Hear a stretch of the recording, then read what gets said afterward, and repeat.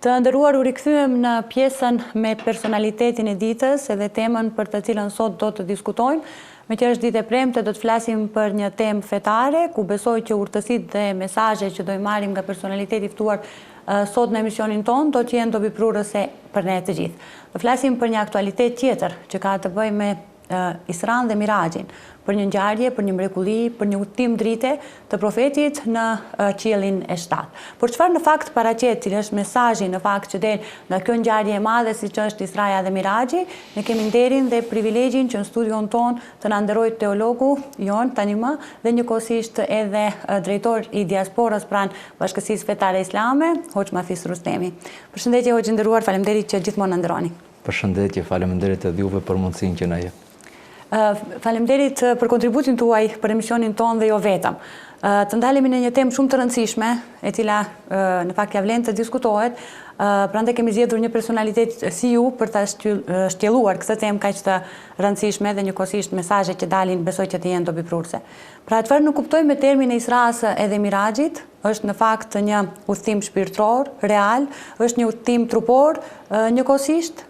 Mund të na thoni pak më në detaje për traditën islame që ka të bëjë me Isran dhe Mirajin. Faleminderit. Bismillah, wa salatu wa salamu ala rasulillah. Fillimisht e falemendrojmë Allahun xhelleshanu.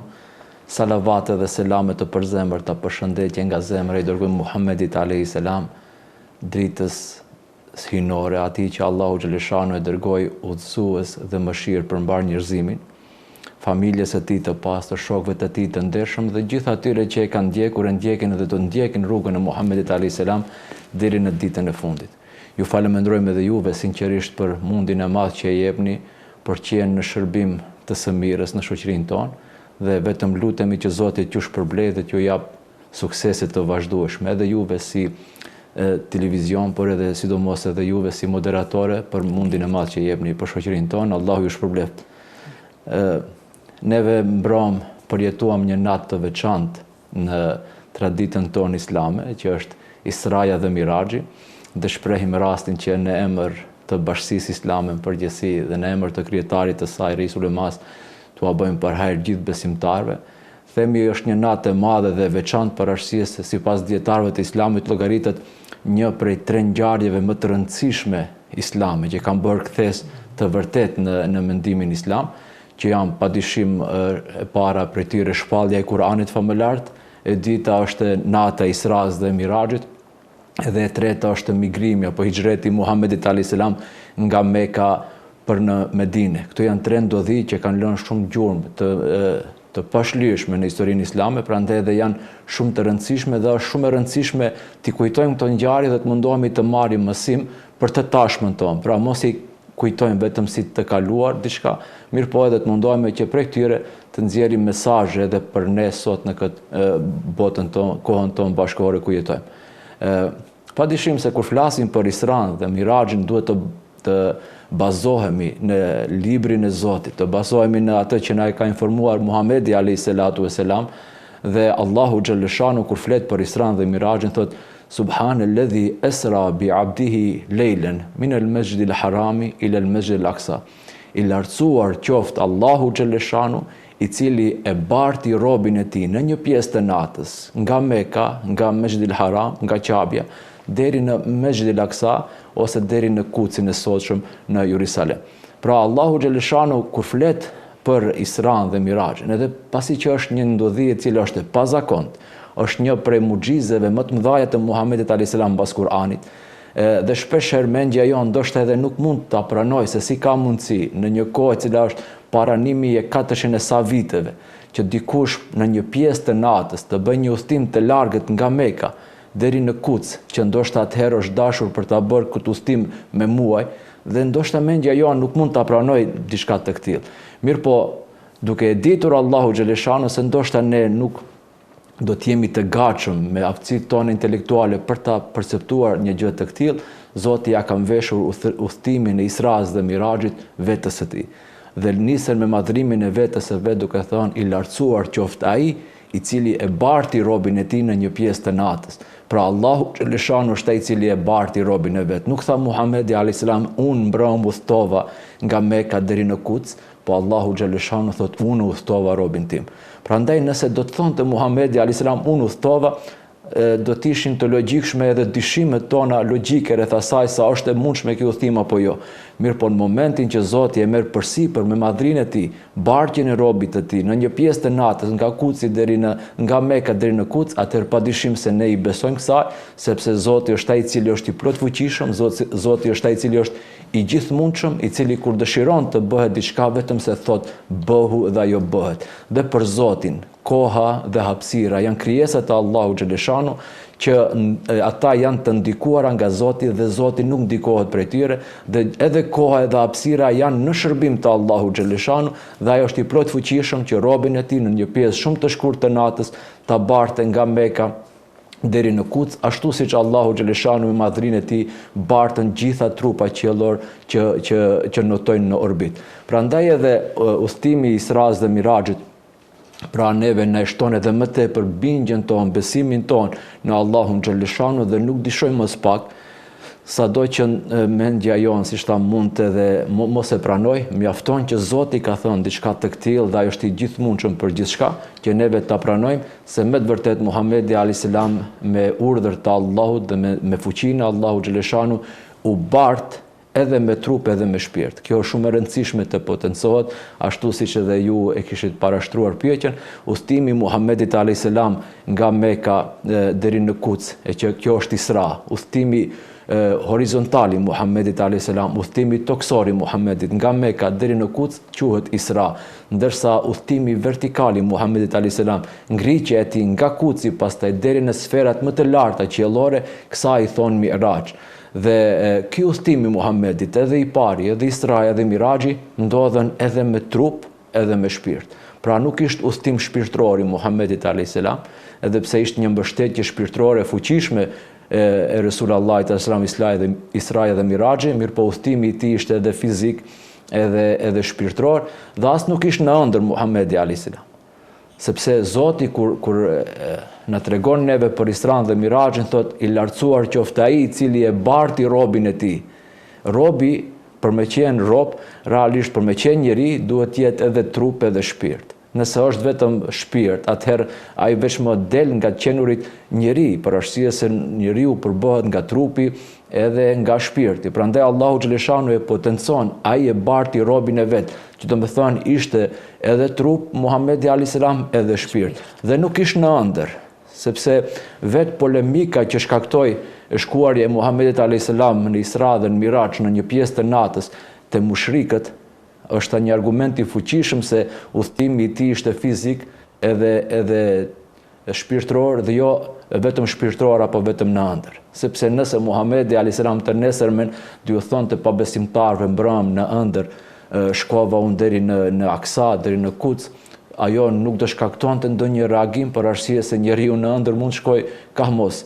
Mirë po Muhamedi alayhis salam tha unë mbrëm isha fizikisht edhe me shpirt edhe me trup dhe zgjuar në këto vende, dhe kjo pastaj shkaktoi padyshim pakënaqësi tek mushrikat, që është një dëshmi shumë e fuqishme se me të vërtet udhtimi i Isras dhe Miraxhit i ndodhi Muhamedit alayhis salam me trup dhe me shpirt, edhe me urdhën të Allahu xhaleshanu dhe me fuqinë e Allahu subhanahu wa taala, dhe ne padyshim se asaj besojmë pas një mëdyshje. Pikërisht është namazi për të cilën flitet në këtë ngjarje të rëndësishme. Pse namazi, ndryshe nga obligimet tjera ose kushtet tjera fetare, urdhërua drejt për së drejti nga Allahu në Mirax? Është shumë e vërtet, sikur Israja, sidomos Miraxhi, i erdhi Muhamedit alayhis salam me obligim, nuk i erdhi me një privilegj, por i erdhi me një obligim, dhe ajo ishte puna e namazit. Dhe ndoshta do të flasim më pastaj edhe për disa segmente tjera të Miraxhit, mirë po një prej dhuratave më të mëdha që u dha Muhamedit alayhis salatu vesselam në Mirax ishte pikërisht çështja e namazit, dhe kjo sikur dëshmon për madhështinë dhe pozitën e lartë që namazi e ka në Islam. Është interesante se të gjitha obligimet islame, të gjitha, siç u themi neve, farzët, të gjitha ibadetet janë bërë obligim Muhamedit alayhis salam në tokë përmes melekut Xhibril. Pra Allahu xhaleshanu kur dëshironte të obligoj me diçka Muhammedin a.s. dhe ummetin e tij dhe besimtarët, pra e bënte këtë përmes melekut Xhibril deri tek Muhammedi a.s. Kështu është bërë obligim edhe zeqati, edhe agjerimi, edhe haxhi, përjashtim nga ky rregull bën namazi. Allahu xhalleshanu kur dëshiroi që Muhammedit a.s. dhe ummetit të tij t'ia bëj obligim farzin, t'ia bëj obligim namazin, nuk e zbriti melekun Xhibril, por e ngriti Muhammedin a.s. te madhështia e tij për t'ia bërë me dije se ti dhe ummeti jot jeni të obliguar me namaz direkt, t'ia përcjell këtë obligim dhe pa asnjë ndërmjetësim. Dhe kjo pra tregon me të vërtet vlerën dhe rëndësinë, tamam si dikush kur dëshiron të çojë ndonjë mesazh të dikush tjetër. Nëse është mesazhi shumë i rëndësishëm, ja përcjell direkt. Nëse është më pak i rëndësishëm, ka mundësi edhe përmes dikujt tjetër. Edhe këtu mesazhi i namazit, pasi që është shumë i rëndësishëm, Allahu xhaleshanu dëshironte që direkt t'ia përcjell robit të tij Muhammedit a.s. duke e nderuar atë që ta ngrejt te madhëria e vet dhe t'ia përcjell, edhe atë fillimisht ishin të obliguara 50 kohë të namazeve. Dhe në traditën tonë shpeshherë është përmendur kjo, Allahu xhaleshanu pasi që e obligoi Muhammedin a.s. jo me 5 kohë, po me 50 kohë, duke zbritur nga prezenca Allahu xhaleshanu në qiellin e 6 u takua me Musaun a.s. dhe e pyeti me çka të obligoj Zoti yt, e informoi Muhammedi a.s. tha këto janë shumë për popullin tënd. Për arsye se ai dinte Musa a.s. dinte nga populli i tij, tha janë shumë, nuk kanë mundësi ta bëjnë, lutë Zotin për lehtësim. Dhe Muhammedi a.s.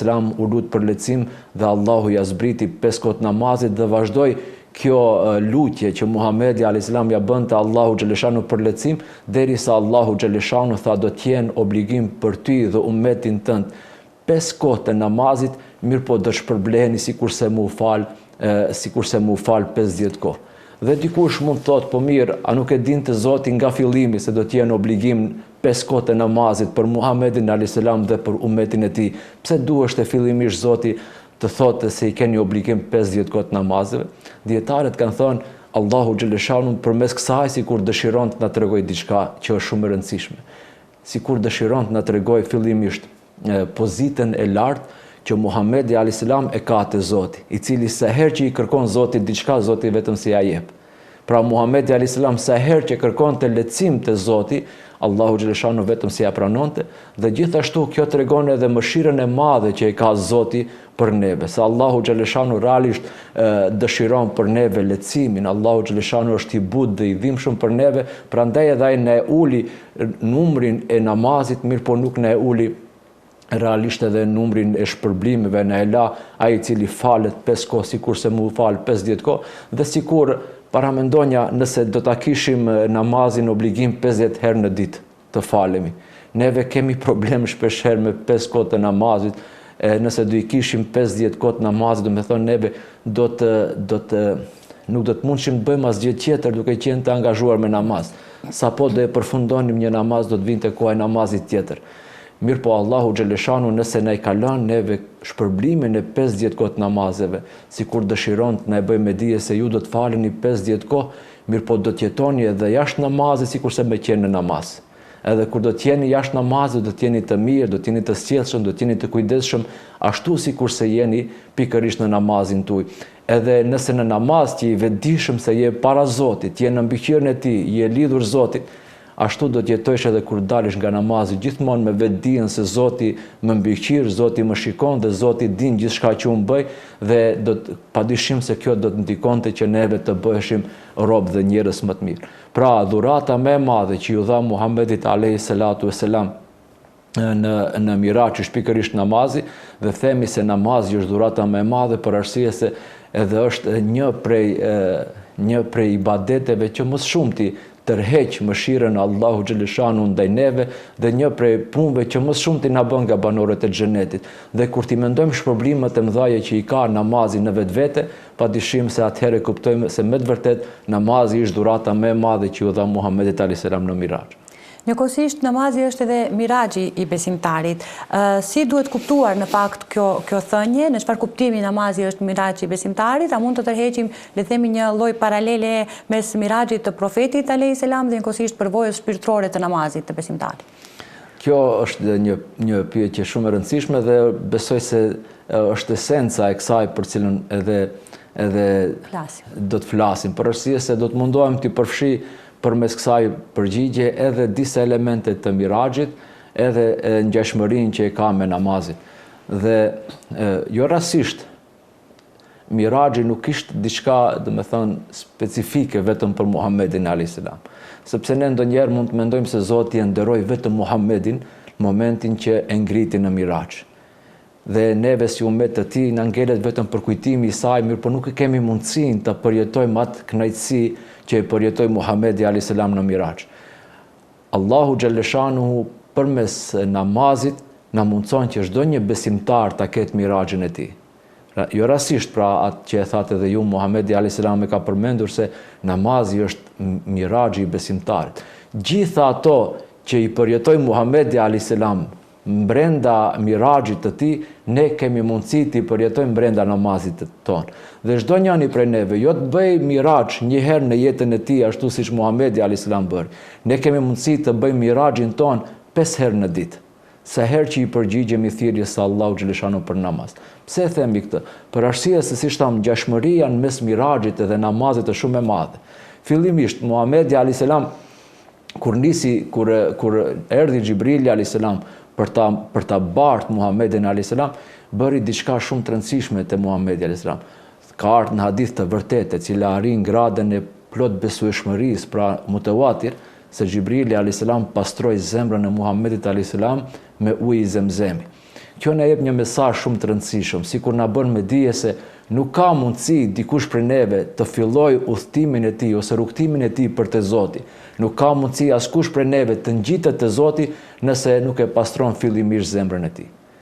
Pastrimi i zemrës është hapi i parë që neve duhet, pra, të fillojmë rrugtimin ton ose ngjitjen ton te Zoti. Prandaj ata njerëz të cilët sot për shembull e kanë të mbushur zemrën e tyre me urrëtie, me dashakeqësi, me xhelozi, me smirë, diçka, nuk kanë mundësi ato të shijojnë prezencën e Zotit në zemrën e tyre, të shijojnë afërsinë e Zotit. Nuk kanë mundësi ata të jenë, domethënë, udhëtar në rrugën për të Allahu xhaleshanu. Prandaj hapi i parë që duhet ta bëjmë çdo një prej neve, që besojmë dhe deklarojmë se jemi besimtar, është që ne besimtar nuk mund të jesh nëse zemra nuk e ke të pastër.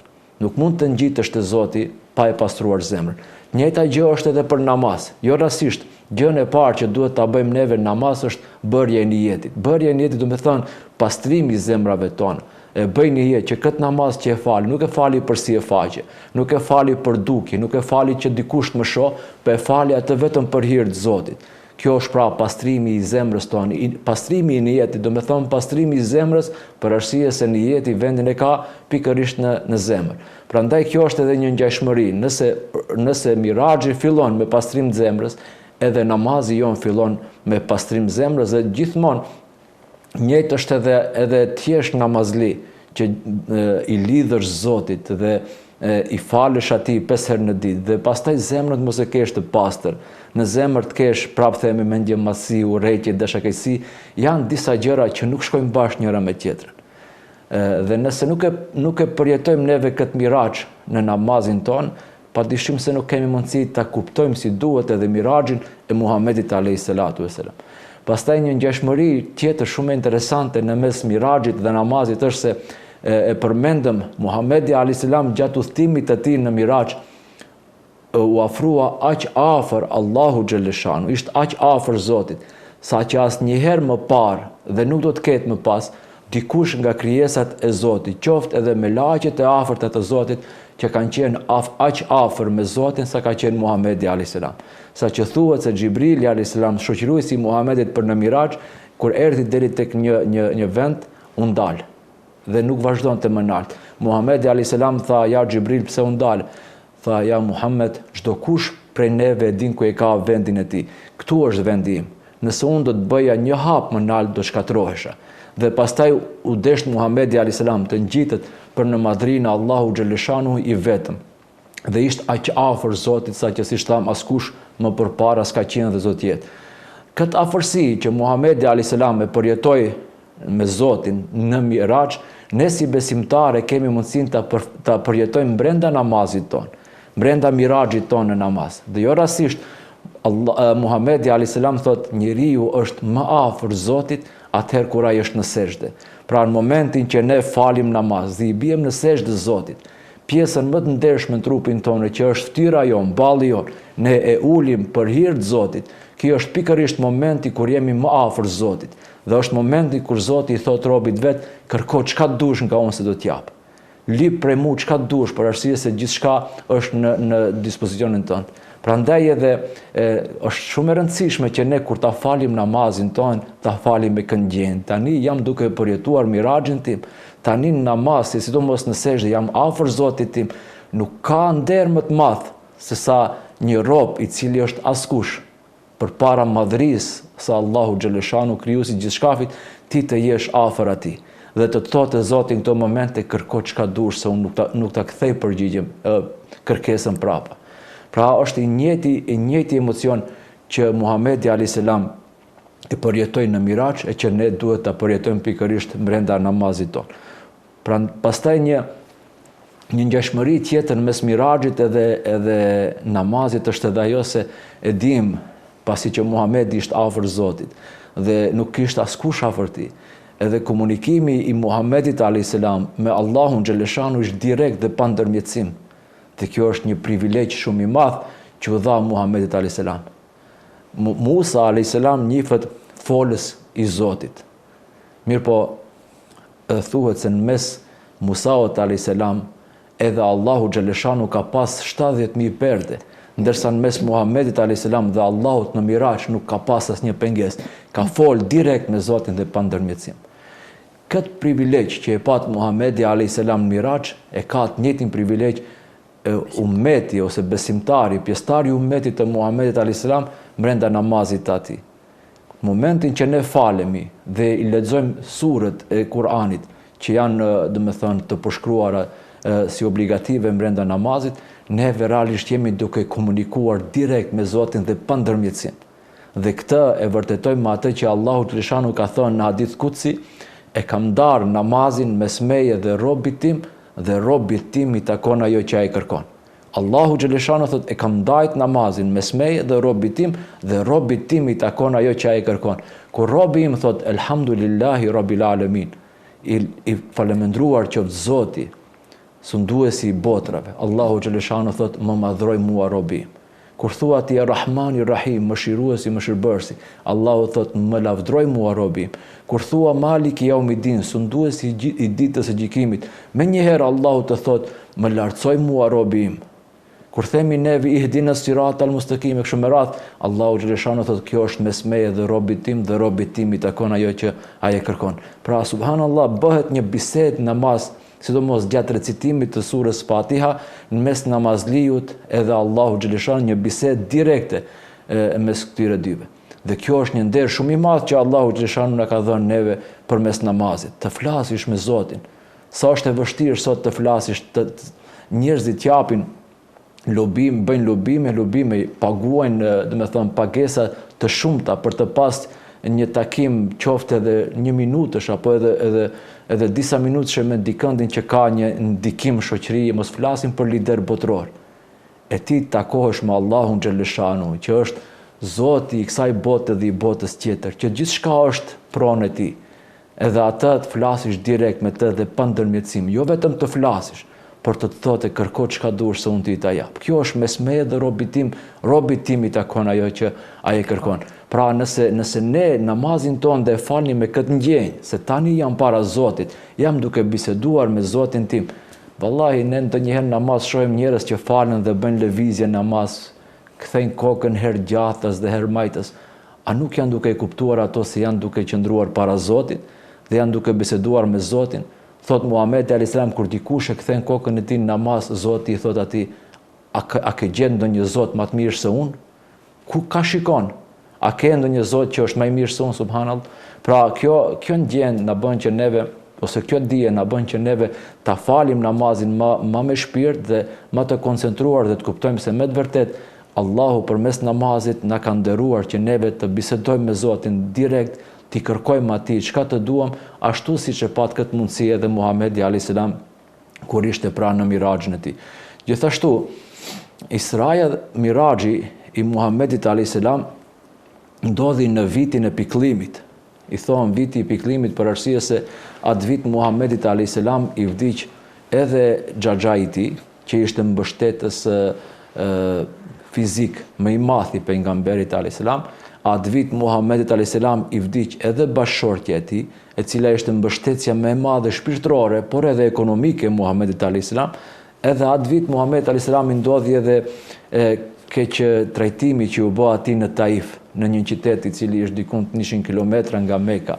Shkoi aty me qëllim për t'u përcjell islamin atyre, për t'i shpëtuar, mirë po ata ja kthyen në formën më të keqe të mundshme. Dhe sikur Muhamedi alayhis salam u dëshprua. Bile thuhet se kur doli nga Taifi i mërzitur në një kopsht, i ngriti duart e tij ka Zotit dhe tha: "O Zot, në tort kujt më lën? Të afërmit nuk më duan, të largëmit nuk më pranojnë." Sikur ndjeu një dëshpërim Muhamedi alayhis salam, e Allahu xhaleshanu nuk mund të ta lej në këtë gjendje të dashurin e tij dhe e ngriti në madhrinë e tij. Linuriyehu min ayatina, që atij t'ja shojmë, t'ja bëjmë të dukshme disa prej argumenteve tona, t'ja bëjë të dukshme t'i shohë madhështinë e Allahu xhaleshanu. T'ja bëj Muhamedit alayhis salam me dije se ti nuk je njeri i vogël, ti nuk je i vetëm. Ti je robi i Zotit, ti je pejgamberi i Atij. Nëse ty të larguan të është ngushtuar tokë, Allahu xhaleshanu të hapën tokën dhe qiellin. Nëse ti të ka mbyllur derën një vendbanim, Allahu xhaleshanu t'i hapën dyert të 7 kat qiejve dhe të ngrenë në madhrinë e tij dhe sheh çfarë krijimi ka Allahu xhaleshanu. Dhe kur Muhamedi alayhis salam i pa argumentet e Allahu xhaleshanu, atij ju shtua bindja, besimi në Allahun xhaleshanu, qetësia shpirtërore se me të vërtetë në këtë rrugë nuk qen kam vet. Me mua është Allahu xhaleshanu i cili çdo vështirësi pra mendimin e tij duhet të kaloj. Dhe gjithashtu të njëjtën gjë që Muhamedi alayhis salam e përjetonte në Miraxh, ne kemi mundësi ta përjetojmë përmes namazit ton. Jo rastisht Muhamedi alayhis salam na bën thirrje që wasta'inu bis sabri was salah, kërkoni ndihmë te Zoti përmes durimit edhe përmes namazit. Pra sa herë që keni vështirësi, sa herë që keni probleme, na bën thirrje Muhamedi alayhis salam që ne t'i drejtohemi Zotit me namaz. Muhamedi alayhis salam kur kishte probleme, problemet e tij ishin shumë të mëdha, i thonte Bilalit: "O Bilal, thirrë ezanin dhe na qetëso me namaz." Qetësia e zemrës së Muhamedit alayhis salam ishte pikërisht atëherë kur ai binte në sejdë Allahu xhaleshanu. Prandaj edhe ne sot shkohim shpesh herë njerëzit ballafaqohen me vështirësi të ndryshme në jetën e tyre, kanë probleme të ndryshme, ngushësia të ndryshme, strese, depresione, andej këndej, dhe shpesh herë nuk lanë derë pa më trokitur për të kërkuar ndihmë. Shkojnë ka mos e harrojnë të trokasin në derën e atij që kushdo që troket në atë derë asnjëherë nuk kthehet duar zbrazur. Harrojnë të trokasin në derën e Allahu xhaleshanu, i cili në dorën e tij ka gjithçka që ka nevojë njeriu edhe për këtë botë edhe në botën tjetër. Prandaj kur ndjejmë neve, kur kemi probleme, vështirësi, derte në jetën tonë, ngushësime të ndryshme, strese, depresione, është mirë që të ndalemi pak dhe të bijmë në sejdë Allahu xhaleshanu, të falim namaz. Ndoshta është kjo që na mungon. Ne shohim se elhamdulillah të mirat materiale nuk na mungojnë. Mirë po, përsëri rahatia nuk na shkepet nga vetja jonë. Vazhdimisht jemi të parahatshëm. Kjo është shumë për arsye se ne kemi ushqyer trupin, mirë po e kemi lënë të uritur shpirtin. E shpirti është nga Zoti dhe nuk ushqehet vetëm se me Zotin. Nuk ushqehet shpirti vetëm se duke i rënë sejdë Zotit, duke i madhruar atë. Dhe kur ne do e bënim këtë gjë, padyshim se do të na garantonte kjo edhe një qetësi dhe një lumturi më të madhe shpirtërore. Prandaj edhe le të jetë kjo si një thirrje që neve sa herë, jo vetëm kur kemi vështirësi, mirë po sidomos atëherë të shpejtojmë për t'i kërkuar Allahu xhaleshanu duke u falur dhe duke i rënë në sejdë atij.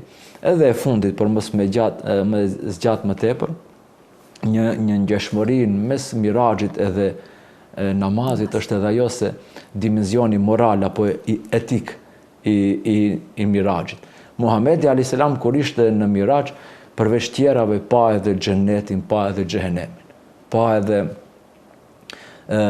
banorët e xhenetit duke u shpërblyer në xhenet, varësisht prej punëve që i kishin bërë në këtë botë, dhe gjithashtu pa edhe banorët e xhehenemit duke u ndëshkuar në xhehenem, për shkak të veprave të shëmtuara, mëkateve, gjunave që i kishin bërë jetën e kësaj bote. Pa si dënoshte ai që ka bërë një mëkat, si dënoshte ai që ka bërë një mëkat tjetër, sikur dëshironte t'ja bëj me dije Muhamedit a.s. dhe neve, se nëse dëshironi t'jeni nga banorët e xhenetit bëni mirë. Nëse dëshironi të largoheni nga xhehenemi, atëherë largoheni nga këto mëkat. Dhe kishte pra edhe atë dimenzionin moral Miraxhi. Të njëjtin funksion për ne besimtarët e ka edhe namazi.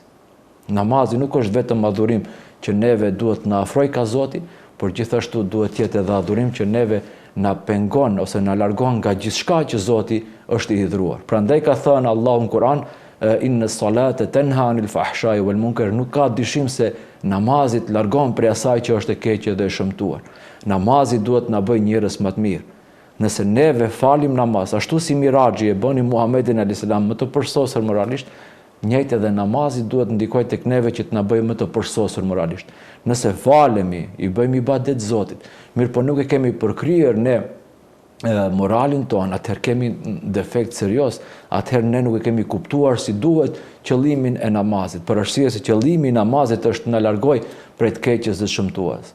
Shpeshherë ne shohim edhe besimtarë të cilët ndoshta janë të rregullt namaz, po ndoshta edhe haxhin e bëjnë apo diçka tjetër, mirë po fatkeqësisht ata aspektit moral të ibadetit nuk i japin rëndësi. Mendojnë se ibadeti është diçka tjetër, është fars, ndërsa marrëdhëniet e mia me njerëzit, këto janë çështje punë të mia.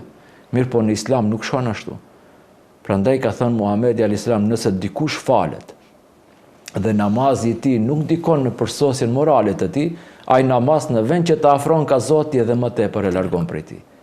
Imam Aliu e ka një shprehje shumë të bukur që shpesh herë përmend, nuk mund të ndajmë ibadetin nga sjellja e mirë. Nuk mund të themi ibadeti është diçka, sidomos namazi, e sjellja e mirë është diçka tjetër dhe ata s'kan lidhje me njëri tjetrin.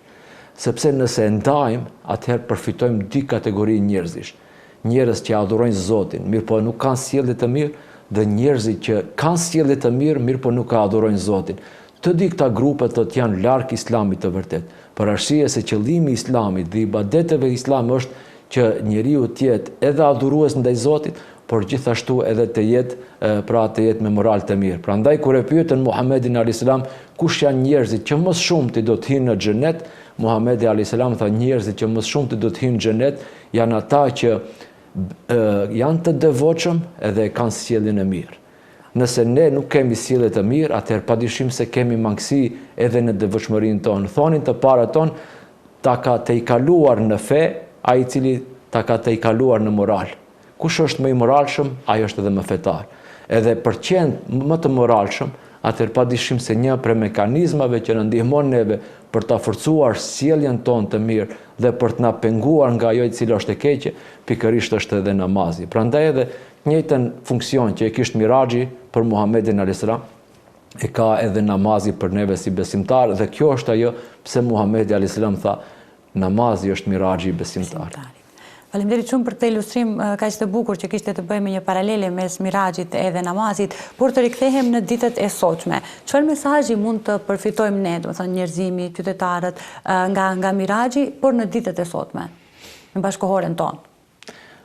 Mendoj se ka disa prej atyre që mësimeve që mund t'i përfitojmë, mirë po do të ndalemi ndoshta në 3 prej tyre. E para, ajo që deri tash e përmend. Nuk është e rastishme pse fillimisht ndodhi Israja dhe pastaj Miraxhi. Pra njerë ishte udhëtimi horizontal, toksor dhe pastaj e qellor. Sikur na jep një mesazh shumë të fuqishëm. Nuk mund të jemi të mirë me Zotin, nuk mund të ngritemi te Zoti nëse nuk jemi të mirë me njerëzit. Fillimisht është shumë e rëndësishme që ne ta rregullojmë përditshmërinë tonë, që neve ta rregullojmë raportin me njerëzit që jetojnë përreth neve në tokën tonë, edhe pastaj të tentojmë të ngritemi për te Zoti. Sepse ka njerëz, siç tham, që shpeshherë e bëjnë këtë gabim që mendojnë se unë mjafton me Zotin të jemi mirë. Dhe pastaj me njerëzit është pak problem. Mirë po ne mëson Islami të kundërtën. Muhamedi alayhis salam ju tha shokëve vet, e dini se kush është i falimentuar nga ummeti im? Than Allahu dhe pejgamberi i tij e din më mirë.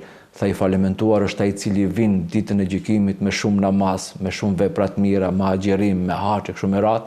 Mirë po i ka bërë pa drejtësi filanit, e ka ofendu fistekun, ja ka marrë dikujt pasurinë me pa të drejtë kështu me radhë, dhe pastaj Zoti do të marrë nga gjunahet, nga të mirat e këtij njeriu që ka bërë pa drejtësi, do u jap atyre që ki u ka bërë pa drejtësi, e nëse i përfundojnë të mirat, atëherë do të merren nga gjunahet e atyre që ki u ka bërë pa drejtësi dhe do i ngarkohen gjunabërësit dhe në fund përfundon në zjarr xhehenemit. Pra ata njerëz që shpeshherë mendojnë se mjafton ta rregulloj raportin tim me Zotin, përfundojnë as me Zotin as me njerëzit. Dhe është shumë e rëndësishme pra neve fillimisht të bëhemi njerëz të mirë. Qëllimi i Islamit me të gjitha mësimet që na ka ardhur, qofshin urdhra, ndalesa, ibadete, rituale kështu me radhë, këto qëllimet janë që neve të bëhemi njerëz të mirë fillimisht. Që ne ta ruajmë atë natyrshmërinë që na ka krijuar Zoti. Muhamedi alayhis salam thotë njeriu është i krijuar në natyrshmërinë e tij. Dhe Zoti don që njeriu me këtë natyrshmëri, me këtë pastërtinë e tij, të dalë para Zotit. Prandaj na ka çuar neve mësime, urdhra kuranore, ibadete kështu me radhë, që ne të bëhemi njerëz të mirë fillimisht në tokë dhe pastaj të meritojmë edhe afrimin tonë te Zoti ose xhenetin e Allahu xhaleshan. Kjo pra është mesazh shumë i rëndësishëm. Nëse ne do e kishim parasysh që nuk mund të jemi të mirë me Zotin, nëse nuk mund të jemi të mirë me njerëzit, do të mjaftonte që botën ta mbuloj drejtësia, lumturia, rahatia, mos kemi asnjëherë probleme, dhunë, vrasje, luftë kështu me radhë.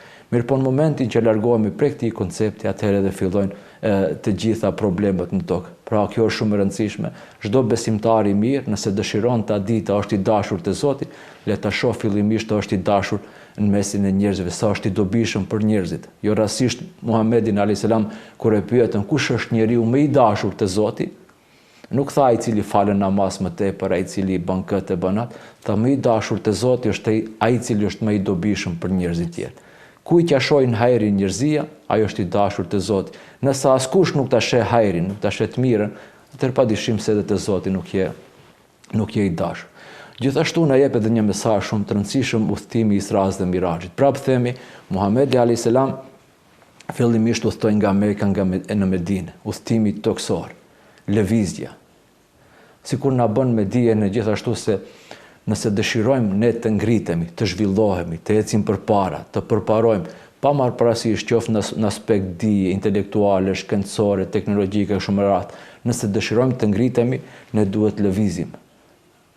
Muhamedi alayhis salam këtë e bëni, fillimisht lëvizi në tokë, pastaj u ngrit, pastaj erdhën sukseset dhe ndihma Allahu xhaleshan. Neve nuk mund të presim pra Zoti do të na ndihmojë, edhe duke mos bërë asgjë. Ne shpeshherë jemi si besimtar, mendojmë se ne jemi popull i zgjedhur.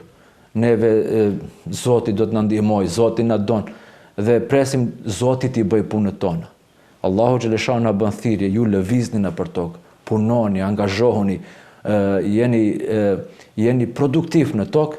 Nëse ju e bëni atë që ju takon juve, atëherë Zoti do t'ju ngrenë juve me suksese, me arritje, me zhvillime kështu me radhë, që është gjithashtu një mesazh shumë i fuqishëm për muslimanët sot, qoftë vendit tonë, por qoftë edhe muslimanët në përgjithësi. Dhe siç thamë, shumë e rëndësishme edhe aspekti që neve Miraxhin, Isran dhe Miraxhin ta kuptojmë edhe si një prehje shpirtërore tonën, qetësitë tonën. Në këtë kohë që është shumë dinamike, shumë e vrrullshme, ku atje thamë edhe më herët, zakonisht njerëzit vuajnë nga pakënaqësitë të tepërta, nga stresi, depresioni kështu me radhë, të kuptojmë se Allahu xhaleshanu gjithmonë është me ne, se Allahu asnjëherë nuk na lë vet. Ashtu si nuk e la vet Muhamedit alayhis salam momentet më të vështira, ashtu si Allahu xhaleshanu nuk i la vet edhe njerëzit e tij të dashur, edhe pejgamberët tjerë, po edhe njerëz gjatë historisë, gjithashtu Allahu xhaleshanu nuk të lën vet edhe ti. Pa marrë parasysh sa probleme ke, sa vështirësi ke, mos haro se pas çdo vështirësie do të vjen lehtësimi. Edhe Muhamedi alayhis salam u ballafaqua me këto derisa erdhi ndihma Allahu xhaleshanu, edhe ne ndonjëherë ballafaqohemi me probleme në jetë, mirë po nuk guxojmë të dorëzohemi asnjëherë, nuk guxojmë asnjëherë ta humbim shpresën në mëshirën e Allahut, nuk guxojmë asnjëherë ta humbim shpresën në ndihmën e Allahut xhaleshanu, ta dimë se Allahu xhaleshanu inshallah do të jetë me ndihmën tonë dhe pas çdo vështirësie do të na vi lehtësimi. Dhe ne e lutim Allahun xhaleshanu që çdo kush në jetën e tij që ka probleme, vështirësi, inshallah Allahu xhaleshanu që edhe atij t'ia sjell miraxhin e tij, që ai ta nxjerrë Allahu xhaleshanu nga vështirësia e tij në gjerësinë e mëshirës dhe ndihmës së Allahu xhaleshanu. Amin. Hoqë nderuar, faleminderit shumë, u jemi pafund mirënjohës për kontributin tuaj, për këto mesazhe kaq të bukura dhe dobiprurëse në lidhje me një temë shumë të rëndësishme. Faleminderit shumë edhe një herë dhe ju mirëpresim sërish në emisionet e radhës. Faleminderit edhe juve, sinqerisht ishte kënaqësi. Zoti ju nderoj dhe ju dha shumë sukses. Amin, faleminderit. Të nderuar shikues, dhe juve ju falenderoj për vëmendjen. Ne bashkë do të shihemi të hënën. Paçi një fundjavë të bukur. Deri atëherë, mirupafshim.